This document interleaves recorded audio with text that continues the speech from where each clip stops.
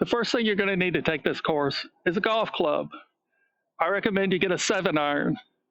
You don't need to go out and buy a whole bag of clubs. All you need is a single club, and that's a 7-iron. And for goodness sake, do not take this course with a wood or a driver. It's nearly impossible to take a driver swing and adapt it to the other clubs in your bag. On the other hand, it's fairly easy to take a 7-iron swing and adapt it to the other clubs in your bag, including your driver. So you only need one club, that's a 7-iron.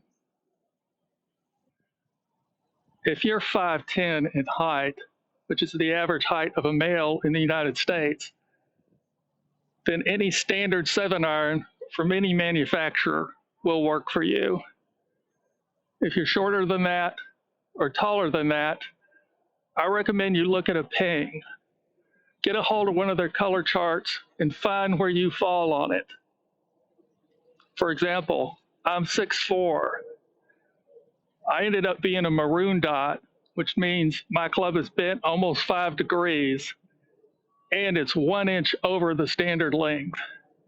Now, Ping has a lot of demo irons that show up on eBay and can be bought pretty cheaply, so just go out there and buy one. It doesn't matter how old it is. It could be 10, 20, 30 years old, as long as it meets the specs that you need.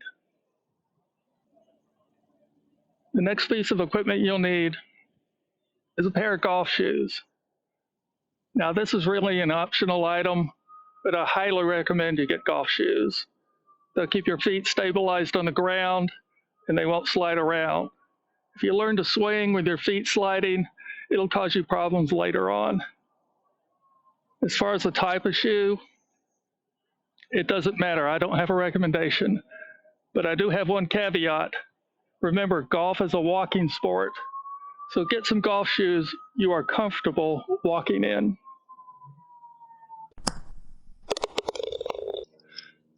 The next piece of equipment you'll need is a click counter. That's one of these little handheld gadgets that you click, and it keeps track of the repetitions you've done of, well, anything. We're going to keep track of the number of repetitions we've done of each exercise. It's very important that you have this. Please don't skip it. I put mine on a carabiner so I can hook it on my pants, so it's convenient while I'm doing the exercises. The last piece of equipment you'll need is actually 2 pieces of 10-foot PVC pipe. You need a thinner piece and a thicker piece. I've got a 1-inch diameter rod and a 2-inch diameter rod is my heavier piece. You're going to have to determine what's the right weight for you based on just trial and error. On the one hand, I'm 6'4", so I'm a bigger guy. On the other hand, I'm in my mid-60s, so I'm not the youngest of guys either. But really, just go into Home Depot and try it out. And here's what you'll be doing with it. You'll just be holding it like this and turning. That's it. So go into the aisle and try it out. It should provide a little inertia for you to push against, but not so much that it's hard or painful.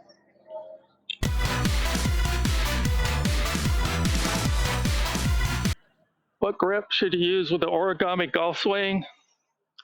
I don't care.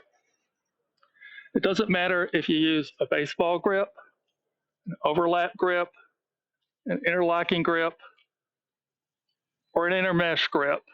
All of the big 4 will work fine with this golf swing. What I do want you to use, though, is a neutral grip. Do not, under any circumstances, use a strong or weak grip. Understand, strong and weak grips are really compensations for something else that's going wrong in your golf swing. We want to build a golf swing that works correctly, so you don't need compensations. Now, how to build a neutral grip? Neutral grip is where your hands are facing each other and they're parallel to the club face. Just put your hands together, put them on the club face, and you're down. How to tell if your grip is a neutral grip? Put your hands on the club, put it on the ground, and relax your arms. The club remains square to the line. It's a neutral grip. Now, if you do that, your club closes, you've got a strong grip.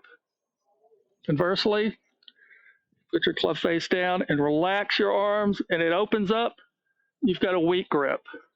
So use a neutral grip with the origami golf swing.